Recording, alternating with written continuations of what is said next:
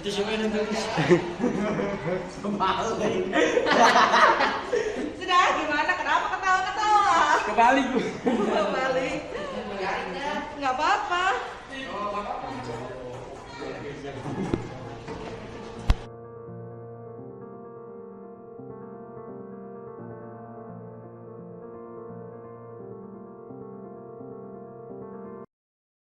Ya, saya bacakan dulu. Oke, yang pertama. Oke, nanti kalian bilang ya setuju atau enggak, oke? Oke, ketika guru menjelaskan harus menghargai, oke? Setuju ya? Ketika murid sedang berjanji, sedang belajar boleh mengobrol tetapi tidak berisik. Tidak setuju. Setuju nggak? Tidak. Asal ngobrol yang sesuai ya kan, sesuai dengan materi gitu kan, sesuai dengan pelajaran, nggak masalah ya. Karena kan kita saling berdiskusi ya. Oke. Kemudian lagi ya, boleh lihat Google. Ya. Karena kita materi bisa dari mana saja ya. Oke. Boleh main game. Game yang berhubungan dengan materi gitu kan. Gamenya kita sepakat. Ini saya coba dulu. Nanti game ketika dulu memberikan game boleh. Tapi ketika tidak, ya kan kita menghargai dulu ya kan. Oke, sepakat ya? Sepakat. Boleh buat kelompok, tetapi tidak. Oke, boleh buat kelompok, tidak dipilih guru berarti nanti disesuaikan dengan kemampuan ya. Berarti saya diadakan tes dulu ya biar kemampuannya itu beragam. Ya sama aja lah, maksudnya itu dipilih sendiri Bu. Iya, Bu. Iya Bu. Gimana yang lain setuju? Wih, apa sih bucin tuh? Ya Allah.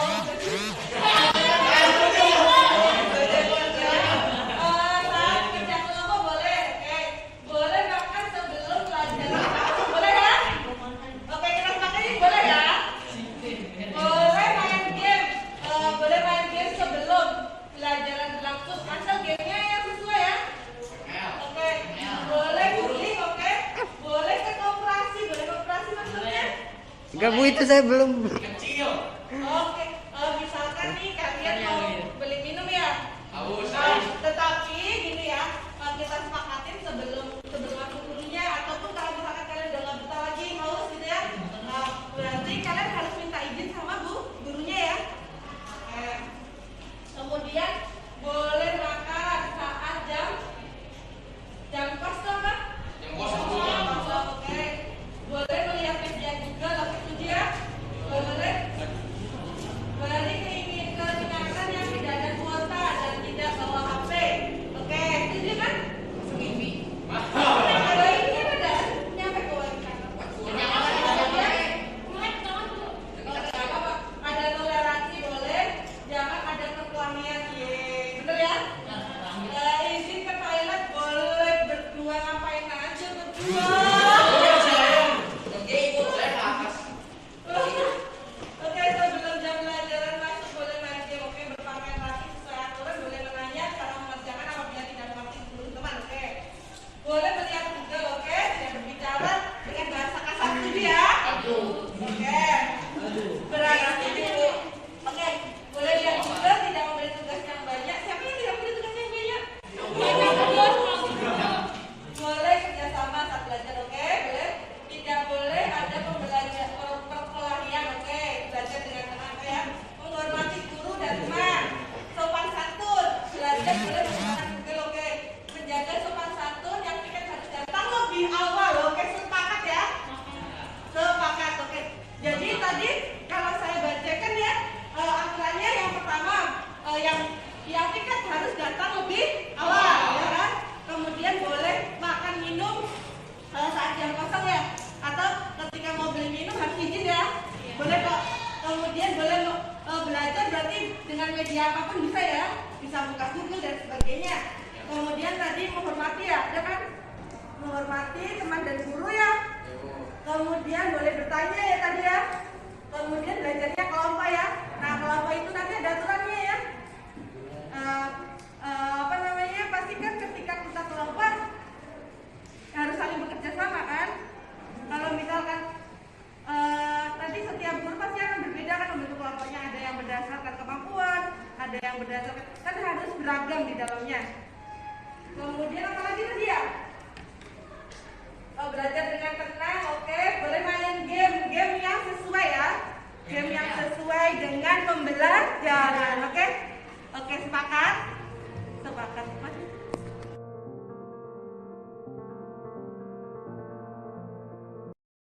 Ini kesepakatan nih ya. Kesepakatan kelas itu adalah peraturan yang sama-sama kita harus jalankan kan di dalam kelas ini, gitu kan? Mungkin di setiap kelas berbeda-beda aturannya ya. Nah, sekarang pasti ketika ada aturan pasti ada juga yang melanggar ya. Iya. Nah, pasti yang melanggar itu harus ada konsekuensi kan. Nah, sekarang saya ingin kalian menuliskan konsekuensi dari diri kalian. Jadi ketika kalian melanggar peraturan, kalian maunya apa? Tahu? Oke. Jadi satu aja ya. Biar agak gede tulisannya.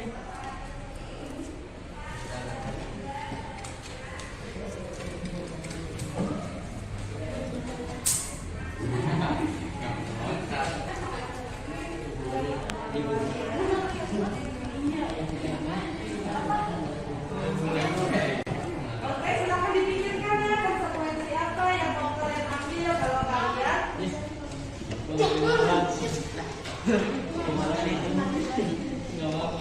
Gue nggak nulis gitu.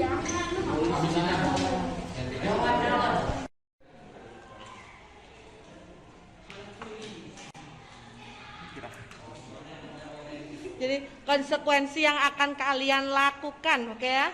Jadi ini dari dalam hati kalian ya. Misalkan nih,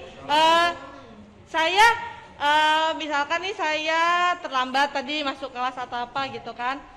Konsekuensinya apa yang mau kalian lakukan? Atau kaki yang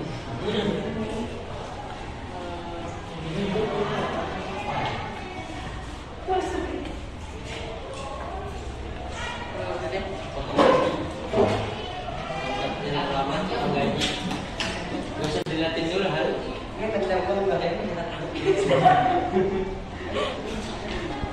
Inilah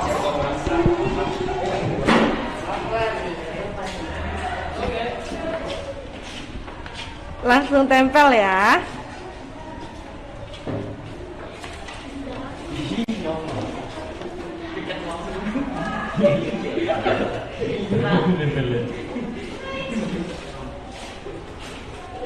Mind blowing.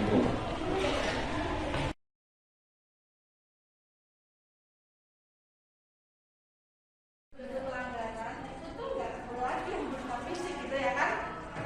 Tetapi ada ketika kalian misalkan nih melanggar sesuatu, apa yang kalian rasakan?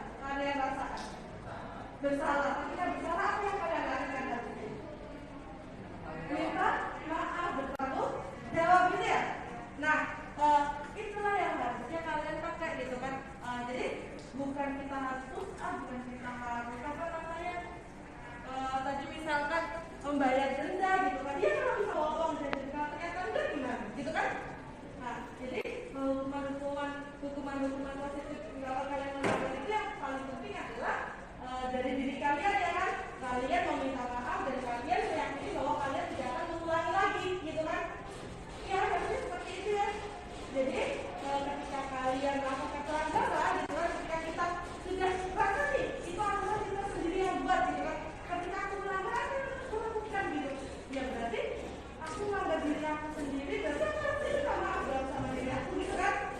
Itu dan harusnya tidak mengulangi lagi gitu kan. Atau misalkan bisa juga dengan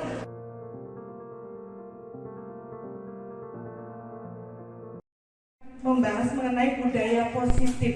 Apa sih itu budaya positif? Nah, di sekolah itu kan kita harus membangun budaya positif. Kalau menurut Bapak Ibu budaya positif yang kita bangun di sekolah contohnya seperti apa? Datang sekolah tepat waktu. Kemudian apa lagi misalkan? Menyayangi siswa Iya, menyayangi siswa dengan sepenuh hati. dengan sepenuh hati ya. Pasti sebagai guru kita menyayangi siswa dengan sepenuh hati ya. Oke, kemudian kita memberikan contoh ke siswa ya.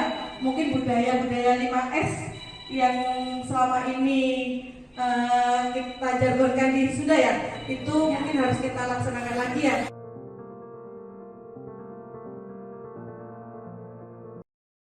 Harus kita pelajari kembali. Jadi disiplin yang benar itu seperti apa sih? Sebenarnya belum tentu benar ya, tapi kita rubah paradigma kita.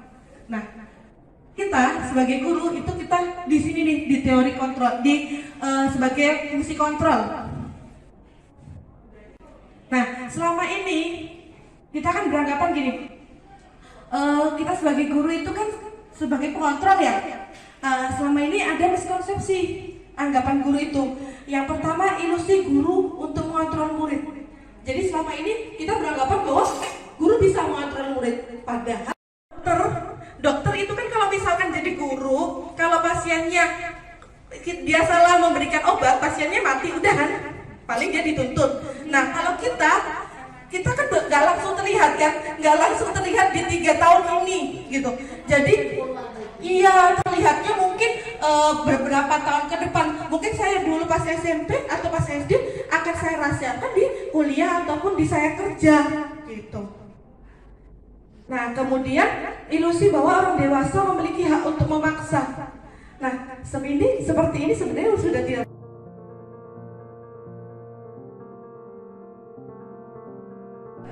yaitu motivasi intrinsik. Jadi mereka tahu apa yang mereka ingin. Jadi anak itu tahu apa yang anak itu inginkan dan apa yang ada di diri mereka gitu. Motivasi apa?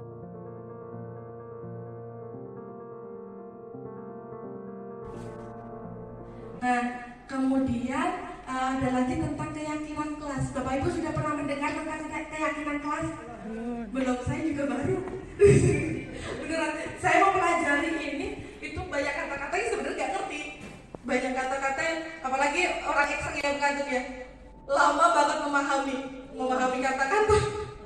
Nah, di sini keyakinan kelas, setiap tindakan atau perilaku manusia yang kita lakukan di dalam kelas itu menentukan terciptanya sebuah lingkungan yang positif. Jadi keyakinan kelas itu kayak peraturan kelas, tetapi namanya bukan peraturan lagi. Kalau kita kan dulu namanya peraturan ya, kita yang bikin kan. Nah, kenapa dibuat sekarang keyakinan? Karena iya kesepakatan. Nah, kayak kita misalkan ketika kita ditanya misalkan, ngapain sih pakai masker gitu kan? Pasti kita jawabnya biar aman gitu kan, biar tidak tertular gitu kan. Nah, itu kan berarti dari dalam diri kita kan. Atau misalkan ketika kita berkendara kita menggunakan helm. Nah, pasti kan kenapa sih pakai helm? Ya biar aman gitu kan, kalau misalkan jatuh biar nggak kepalanya aman kan, tidak terbentuk. Nah, sama. Jadi keyakinan itu kan berarti dari dalam hati ini. Nah, jadi keyakinan kelas itu, contohnya kita bisa bikin kesepakatan di kelas. Jadi dari siswa, bukan dari kita. Ketika itu sudah dari siswa, kan mereka harusnya bertanggung jawab kan dengan keyakinan yang mereka buat. Seperti itu. Nah, untuk sanksi di sini sebenarnya lebih ke intrinsiknya, misalkan ya rasa bersalah gitu. Jadi akhirnya mereka lebih sadar, karena mungkinlah beberapa tahun ke depan baru kita nikmati kan. Kalau selama ini kan kita dihukum gitu ya Pak ya, sanksinya. Tapi untuk hukuman kemungkinan bisa, tapi itu untuk alternatif terakhir.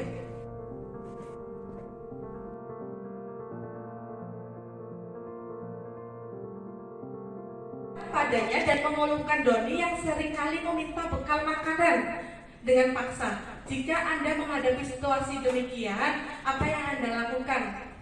Menurut Anda kira-kira apa alasan doni melakukan itu?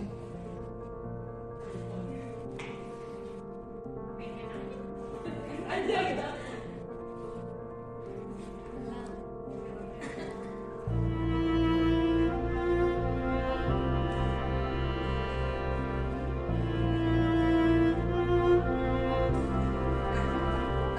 Sebenarnya kebutuhan dasar manusia itu ada 5. Yang pertama adalah kebutuhan cinta. Kemudian power dari kekuatan. Kemudian survival. Kemudian ada fun. ada freedom, berarti kebebasan. Sebenarnya kebutuhan awal itu di situ. Nah, di sini tadi dari kasus ini itu kita bisa mencari tahu juga dari kelima ini. Apakah kita harus paham dulu apa sih, ngapain sih Doni itu melakukan seperti itu gitu kan? Bisa kita cek apakah karena dia merasa pengen bebas atau merasa dia butuh makan gitu kan? Itu sebagai guru kita harus bisa mencari tahu gitu kan kebutuhan mana yang harusnya dipenuhi Doni gitu. Karena nggak semua kan ketika kita melakukan sesuatu, anak melakukan sesuatu kan kadang ada yang iseng aja gitu kan, kadang ada yang mungkin Doni tadi karena dia lapar gitu kan, atau dia merasa, atau bisa jadi karena dia pengen dianggap wow gitu kan di kelasnya. Gitu. Jadi kita harus tahu. Jadi dengan kita tahu kebutuhan Doni, baru kita tentukan apa treatment yang harus kita lakukan seperti itu.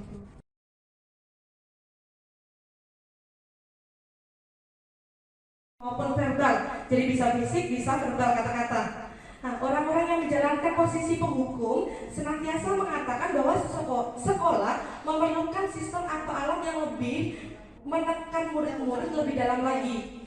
Misalkan nih kalau ada yang salah, misalkan ada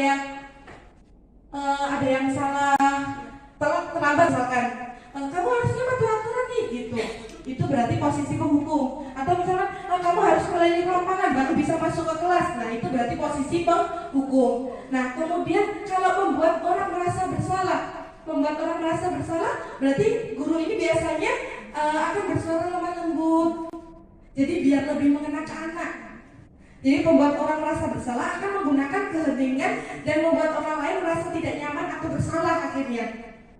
Jadi misalkan nih, Doni udah sering terlambat misalkan, Doni ibu kecewa loh sama kamu. Nah itu contohnya membuat orang merasa bersalah. Nah kemudian posisi maupun verbal, jadi bisa fisik, bisa verbal kata-kata. Nah, orang-orang yang menjalankan posisi penghukum senantiasa mengatakan bahwa sekolah memerlukan sistem atau alat yang lebih menekan murid-murid lebih dalam lagi. Misalkan nih kalau ada yang salah, misalkan ada yang salah terlambat misalkan, kamu harusnya patuh aturan nih gitu. Itu berarti posisi penghukum. Atau misalkan kamu harus keliling lapangan baru bisa masuk ke kelas. Nah itu berarti posisi penghukum. Nah kemudian kalau membuat orang merasa bersalah, berarti guru ini biasanya akan bersuara lemah lembut. Jadi biar lebih mengena ke anak. Jadi pembuat orang merasa bersalah akan menggunakan keheningan dan membuat orang lain merasa tidak nyaman atau bersalah akhirnya. Jadi misalkan nih, Doni udah sering terlambat misalkan, Doni ibu kecewa loh sama kamu. Nah itu contohnya membuat orang merasa bersalah. Nah kemudian posisi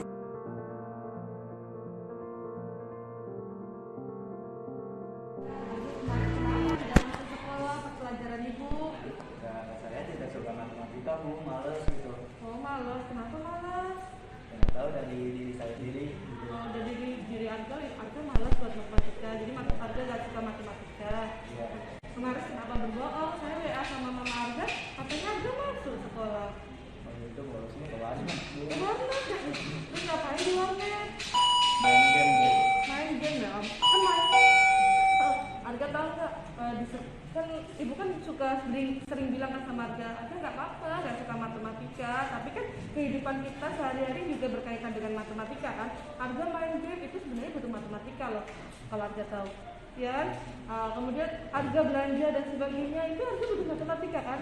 Kalaupun misalkan nih Arga nggak suka matematika gitu kan, dia nanti tinggal bilang sama ibunya, nanti ibunya bisa bikin pembelajarannya yang lebih menarik, misalkan bikin permainan kayak karena Arga suka bermain ya, gitu ya. Jadi gimana biar Arga masuk sekolah nih buat belajar matematika? Yang kalau mau masuk itu yang belajarnya itu yang gampang dulu gitu. Oh, yang gampang dulu. Yang bisa langsung masuk ke otak gitu. Oh, bisa langsung masuk ke otak. Jadi nanti kita sama-sama belajar ya. Oke, berarti Arga ada yang mau disampaikan nggak ke ibu? Tidak ada. Tidak ada. Berarti Arga tidak mengulangi lagi ya Jadi Ante berjanji apa? Jadi nggak bakalan bolos lagi. Oke, Ante berjanji tidak akan bolos lagi ya Iya. buat pelajaran matematika. Terima kasih ya, Gaya. Iya. Ya.